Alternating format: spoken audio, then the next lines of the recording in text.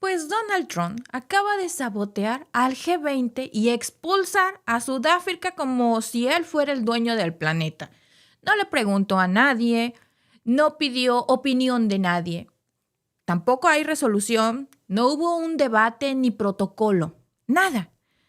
Mientras medio Estados Unidos se está preparando para el Día de Acción de Gracias, que es el día de hoy, el presidente de los Estados Unidos pues se dedica a incendiar la diplomacia internacional desde su mansión de Mar-a-Lago como si estuviera tuiteando desde el baño.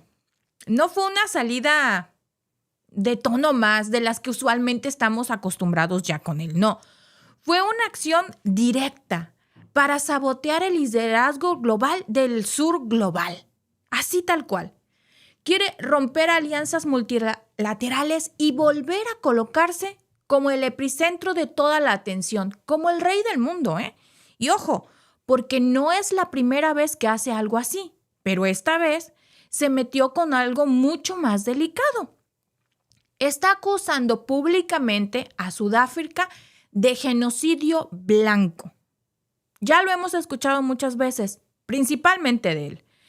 Y desafortunadamente para Donald Trump, pues es una mentira inventada por grupos supremacistas desde hace varios años, que ha sido desmentida por datos oficiales, por varios organismos internacionales y por el mismo gobierno sudafricano. Y todo, ¿por qué creen? Porque no lo invitaron a la foto final de la cumbre del G20. Por un berrinche. Con esto nos damos cuenta del nivel de locura que estamos presenciando. El contexto es este, amigos. El G20 de este año terminó hace apenas unos días en Sudáfrica. Fue una cumbre muy intensa que estuvo marcada por tensiones económicas en todo el mundo, tensiones en el Indo-Pacífico, la guerra en Ucrania que todavía sigue y sobre todo por todo el reacomodo del poder global hacia el sur. Sudáfrica, como ya sabemos, pues es parte del bloque de los BRICS y está intentando, como muchos países en el mundo, pues tener un rol más relevante en el escenario internacional. Y por eso esta cumbre para Sudáfrica era clave. Pero Trump decidió no asistir. Alegó, ¿qué creen? Razones de seguridad nacional y falta de neutralidad. Háganme el favor, falta de neutralidad. Ver para creer, ¿no? Dijo que había falta de neutralidad por parte de los organizadores. En realidad, lo que no quiso decir es que él no quería quedar aislado frente a líderes que ya no se tragan su discurso, que ya no le creen. Sudáfrica, pues respondió con diplomacia. Si no asistes, no puedes recibir la presidencia del próximo año del Grupo G20. Algo completamente lógico, porque está dentro del reglamento interno del foro. No fue algo que se sacó Sudáfrica de la manga. Esos foros tienen reglas, esos foros tienen todas las pautas. Y ahí está. Por cierto, una con la que Estados Unidos, pues, también estuvo de acuerdo en su momento, pero se le olvidó. Se le olvidó y lo típico, explotó. Publicó en su red social, ya saben, en Truth Social, que bajo su dirección, pues Estados Unidos vetaba a Sudáfrica del G20 del 2026, que se va a llevar a cabo, por cierto, en Miami. Así lo escribió, ¿eh? Sudáfrica no recibirá subsidios y ayudas a su país. No son dignos de estar en nuestra organización internacional. En nuestra. Háganme el favor. Así, el texto oficial del presidente, ¿eh? No de ningún influencer, no. El presidente de los Estados Unidos con ese discurso. Lo grave de esto, o lo ridículo, es que este veto no tiene sustento legal. No vale. Es como el perdón presidencial que les dio a sus secuaces por crímenes que hicieron en un estado. Y el perdón presidencial solo es para crímenes federales, no para crímenes estatales. Pero bueno, igualito su veto. No sirve para nada. El G20 no es una organización con sede o con un estatuto que le permita expulsar miembros unilateralmente, nomás por un berrinche. O sea, no es como si Donald Trump dice, pues a mí no me cae bien México ni Canadá, los quiero afuera. Es que no es su club de Toby. Eso es lo que no he entendido. Es un foro informal de cooperación. Y Estados Unidos no tiene la potestad para vetar miembros. Él es un socio más. No es el rey del G20, no es el rey del mundo. Pero eso a Donald Trump le da igual. Él opera como si Estados Unidos fuera su finca privada y los organismos multilaterales su comité vecinal, como si él fuera casi que el rey y los demás pues son sus fichas. Así sigue viendo al mundo, ¿eh? A él no le interesa la legalidad, no le interesa nada. A él solo le interesa marcar territorio. Ya no más falta que en unos días de estos despierte y crea que si orina a alguien o que si va a algún lugar y orina, pues ya va a ser su territorio, como los perritos, ¿eh? Y el pretexto que pone, pues es aún más delirante. Dice que Sudáfrica apoya el genocidio blanco.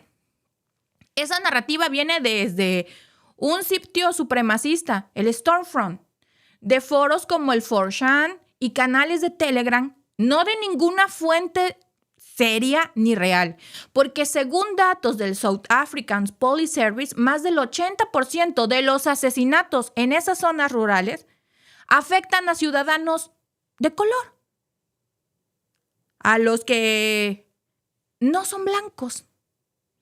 No, de nueva cuenta, no le dan las estadísticas a Donald Trump. La supuesta campaña de exterminio blanco que él dice fue desmentida por Amnistía Internacional, fue desmentida por Human Rights Watch y por el Parlamento Europeo. Digo, si no le quiere creer a Sudáfrica, yo entiendo, porque podríamos decir, bueno, Sudáfrica está manipulando. ¿Y todos los demás también están manipulando esa información? Incluso el mismo presidente sudafricano, Ramaphosa, llevó a Washington hace unos meses a una comitiva de políticos blancos para desmentir esa teoría. Se los llevó a Washington para que ellos mismos les dijeran que era mentira y no les cree. Pero también es que no le importa, porque ¿saben qué? Esa narrativa del genocidio blanco en Sudáfrica le sirve porque activa su base de ultraderecha y mantiene otra vez en vilo y vivo el miedo radical, que es su herramienta política más fuerte. Porque primero que dice, es que los inmigrantes les roban los trabajos. Desata el odio de su base más radical. Ahora les dice que hay un exterminio, un genocidio blanco en Sudáfrica. ¿Y saben qué pasa? Su gente le cree. Porque desafortunadamente sus seguidores es una base que no lee, que no se informa y que únicamente cree ciegamente lo que Donald Trump dice. Y mientras todo eso está pasando, pues en Washington desafortunadamente pasaba una tragedia. Un tiroteo que dejó pues muertos.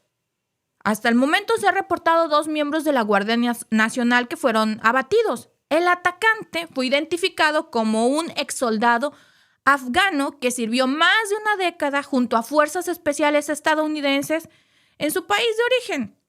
Llegó a Estados Unidos en el 2020 y recibió asilo político en abril de este año por orden directa de la administración de Donald Trump, no por la administración de Biden, ¿Cómo es posible que alguien con ese perfil haya pasado todos los filtros?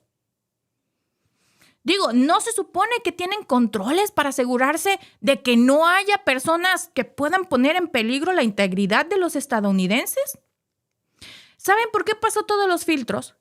Porque como denunció el exagente Peter Strzok, la unidad antiterrorismo del FBI fue desmantelada por el mismo Donald Trump desde el 2020. Él mismo que puso también en ese lugar a dirigir esa división a un joven de 22 años que era recién graduado y que antes se dedicaba a la jardinería. Y no es que ser jardinero sea malo, ni tampoco es que ser joven sea malo, Nada más que ojo. 22 años, recién egresado, probablemente era el mejor de su clase y tenía ideas fantásticas. No lo dudo. Y ser jardinero no es ningún impedimento para que alguien pueda hacer lo que quiera, El detalle es que no había la experiencia. Es como si a mí me ponen de la defensa de Canadá o de la defensa de México. ¿Qué experiencia tengo en eso? Ninguna. Por mucho que yo quiera ser muy patriota, al pan pan y al vino vino, la experiencia. Se necesita alguien que sepa cómo funcionan las cosas. Tráeme la idea. Probablemente el joven de 22 años sea muy brillante y tenga ideas geniales. Pásame sus ideas y pon a alguien que tenga la expertise para desarrollar el cargo. Y sí, mete las ideas jóvenes. Siempre hay que tener ideas innovadoras. Pero no. Esto que les estoy diciendo fue reportado por Político y fue confirmado por The Guardian. La estrategia de seguridad fue reemplazada por una cacería contra los migrantes en fábricas, en zonas rurales, con las redadas en Home Depot, en McDonald's, en plantaciones agrícolas, porque él decía que ahí estaba el peligro. Porque acuérdense que siempre ha vendido el discurso de los aliens, ¿no? Siempre así dice, a los inmigrantes. Y mientras tanto, mientras él desata su discurso de odio, los perfiles realmente peligrosos, como el que hizo la matanza esta, no eran ni monitoreados, no eran buscados en nada, eran aceptados. Trump no solo falló en prevenir el ataque, durante la tragedia se dedicó a subir encuestas falsas sobre su popularidad.